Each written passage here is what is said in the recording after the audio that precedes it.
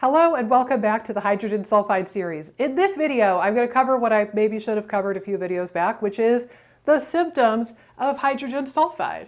Translation, ladies, should I even care about these videos? Do I even have the symptoms? Is this my boogeyman? We're going to talk about that in this video, finally, so stay tuned. Of course, no video on this channel would be complete without the why and the how. And it's not just because I'm a mega nerd and I want to nerd out with you, although I love that. It's because if I tell you why or how some of this is happening, it can give you additional perspective and additional ideas as you're developing your treatment protocol. It might not just be about inhibiting the hydrogen sulfide production. It might also mean that you need to do other things to really facilitate healing of the tissues that have been affected. So that being said, let's recall that you could have hydrogen sulfide overgrowth or dysbiosis in a number of different places. Your mouth, your esophagus, your stomach, your small bowel, your colon. The two that probably brought you to this video and brought you on a YouTube search to find me are going to be the small bowel and the colon. So this would be hydrogen sulfide SIBO. You could diagnose this with a TrioSmart breath test in the States, or you might deduce this based off of symptoms that we're going to talk about, or based off of the so-called flatline test, which we're going to get into in a separate video. So those all might indicate hydrogen sulfide SIBO. You can have hydrogen sulfide dysbiosis or overgrowth in the colon, and that would be diagnosed with a stool test. So you would be looking for an increased abundance of bacteria like Disulpha vibrio, Bilophila, maybe things like E. coli, Klebsiella, Pseudomonas. In the stomach, you could think about H. pylori because I believe that it does produce hydrogen sulfide, if I remember correctly. So we could start kind of thinking through all these bacteria that we're trying to target. But whether these symptoms are coming from gas that's produced in the colon or the small bowel, that might actually influence your symptom presentation. And I will say too, I strongly suspect that the organism that's making the hydrogen sulfide and the other stuff that they're producing probably will change this for you as well. So probably not everybody with hydrogen sulfide is going to have the same presentation. Somebody with an E. coli-based hydrogen sulfide overgrowth probably is going to have a different presentation than somebody with a Bilophila-based hydrogen sulfide overgrowth. That being said, I'm going to try to keep it simple and practical for this video, so I won't get into the nerdy data quite yet. But with symptoms, so just you can have SIBO symptoms. So things like bloating, abdominal distension, pain or cramping in the abdomen. You can have bowel movement changes. What's very interesting is if you read about this on PubMed and you dive into the literature, or if you look into the data that was collected from the database, there's a naturopath in Australia that was trying to get together a database to collect this information. I don't believe they're doing that anymore. But if you listen to him speak about their information that they got from the database, it lines up more with the research, which indicates that hydrogen sulfide production seems to cause constipation. What's weird and interesting is that Dr. Pimentel, the big SIBO guy out of Cedars-Sinai, and one of the people behind the TrioSmart test, seems to indicate in his presentations that hydrogen sulfide causes diarrhea. Why the discrepancy? I'm not totally sure. It might be a difference of colon versus small bowel. It might be a difference in the organisms or the other stuff that the organisms are producing at the same time. I'm not really sure. But again, Dr. Pimentel and his group suggest that hydrogen sulfide causes diarrhea. And the research that I was seeing on PubMed, and I've been following on PubMed, and the database out of Australia seems to indicate it causes constipation. So either of those is on the table. That's not really going to help you identify which one's which. What's interesting too is going back to just SIBO symptoms in general, is that visceral hypersensitivity is one of the more common symptoms with IBS and SIBO. So it's that pain, that crampiness in the abdomen. And that seems to be more prominent or more severe with hydrogen sulfide SIBO. For reasons that we'll get into in a minute, I think that there's a couple of reasons why that might be beyond just the distension of the bowel causing pain. And what's interesting, and I'll just kind of put this little bug in your ear and you can run with it if you want to. If you look at the research on visceral hypersensitivity, there's a lot of research pointing to mast cells that are either too numerous or they are too active, they're degranulating way too much, and histamine production in the gut of people with IBS who have visceral hypersensitivity. So it makes you wonder, is the hydrogen sulfide degranulating mast cells and irritating mast cells? Or are those unrelated phenomenon? I bet that they're related, it's just a matter of how. So for what it's worth, hydrogen sulfide might be causing more visceral hypersensitivity in addition to the other SIBO symptoms. But probably you're not here to listen to me talk about run-of-the-mill SIBO symptoms. You want to know what is specific to hydrogen sulfide. But for that, I want to get into the mechanism of how just a little bit. So again, remember, for the purposes of this video, we're talking about hydrogen sulfide that's coming up from the colon or the small bowel, and then you get the gas production. In the colon, one of the primary concerns is that the hydrogen sulfide is very noxious, very toxic to the colonocytes, the cells of the colon. So if you were to, hold on, if you were to zoom way in on a segment of the colon and blow it up, then this is what we're looking at right here. So if you were to look at the colonocytes, their ability to do their job and absorb water and let the last little bit of mineral content out of your stool, and their ability to control and regulate the microbiome, and their ability to control and regulate to some degree the mucus protective layer, all of that kind of goes hangwire when there's hydrogen sulfide afoot. So there's a lot of inflammation and damage to the colon cells, and you can kind of almost think of it too as like leaky colon in a way. It's kind of like the colon equivalent of leaky gut. Versus when we talk about leaky gut, we're actually talking about the small intestine. I don't know how many of you guys know that. It's not really widely known. But leaky gut, quote unquote, with like the lactulose mannitol test or like run-of-the-mill leaky gut tests, that would be more probably common with hydrogen sulfide SIBO, because the problem is located in the small bowel, as opposed to down here, we're probably going to get more like leaky colon, colitis, inflammation of the colon. And I will say that this flavor of dysbiosis, hydrogen sulfide overgrowth, is very common amongst people with ulcerative colitis.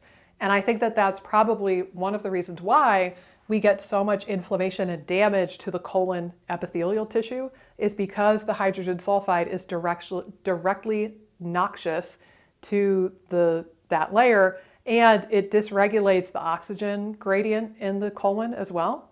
One of the best things that you could do, and I'll talk about this briefly in my next video all about the herbs and supplements for hydrogen sulfide, but one of the best things that you could do to help restore equilibrium here is going to be butyrate, or just any sort of short chain fatty acid support you can get your hot little hands on. So short chain fatty acids are produced by good microbes like Faecalibacterium, Blautia, Roseburia, Eubacterium. There's a lot of different ones. But these good bacteria make short chain fatty acids, notably when we eat fiber and FODMAPs and resistant starches. So, considering that a lot of people with SIBO are on diets that restrict or entirely eliminate these foods and these prebiotics, a lot of people with SIBO and a lot of people with dysbiosis wind up inducing a short chain fatty acid deficiency. And then that really wrecks the colon cells even further and makes it much more prone to leaky gut and leaky colon. But short chain fatty acids like butyrate can be supplemented for the duration of time that you're not able to produce them yourself because you're not eating fiber. Once you introduce the FODMAPs and the fiber again, you should be able to discontinue butyrate supplementation. But you can either get butyrate supplements as a capsule and you can take them orally, or you can crack a couple of them open, put them in water, and use it as an enema and deliver it to the colon itself. So that's one of the absolute best things you can do. That and just prebiotics and probiotics in general are going to be fantastic for the colon tissue itself. So keep that in mind. Versus like if you wanted to heal leaky gut in the small bowel, you could certainly do butyrate and probiotics, but you would also think of things like glutamine, for example, or zinc carnosine perhaps. So keep in mind that the colon is one piece of this. The other thing that will happen with hydrogen sulfide overproduction is that the hydrogen sulfide gas is directly toxic or noxious to the mitochondria.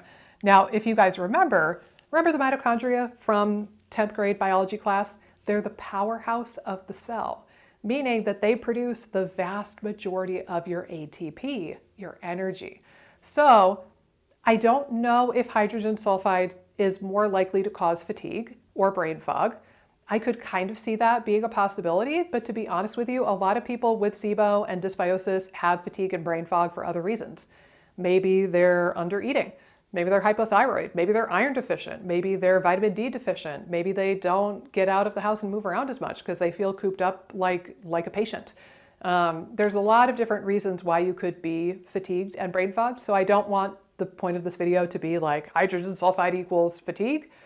But if you're not making as much energy, I could certainly see that playing out. I don't know if that's been well researched. But the other thing to keep in mind is that you need healthy, robust, strong, happy mitochondria for a number of different processes in the body, and you need that for certain tissues in the body. In particular, the big ones that I think of, that the tissues that really need a lot of mitochondrial action are things like muscles.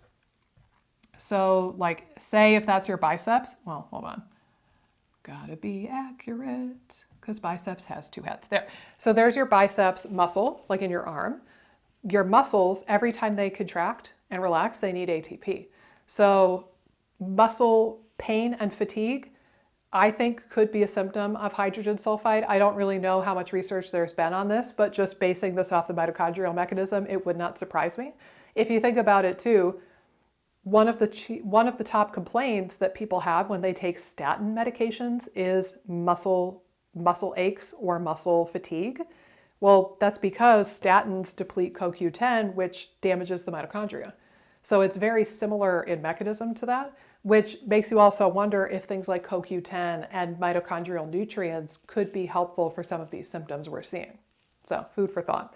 So muscles being one. Another type of cell in the body that needs a lot, and I mean like a truly ludicrous amount of ATP, are neurons.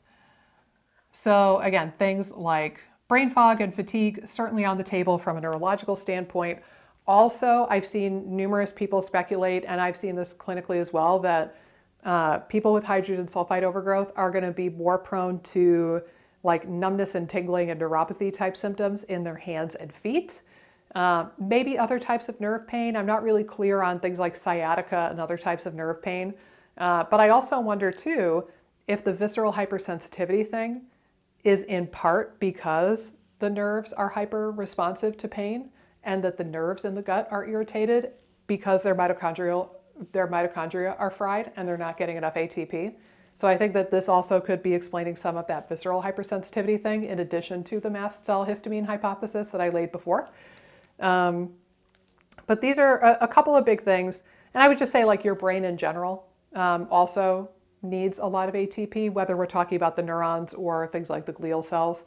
So those are a couple of considerations. Some of the other kind of miscellaneous things that we hear talked about with hydrogen sulfide as far as symptoms go, bladder irritation.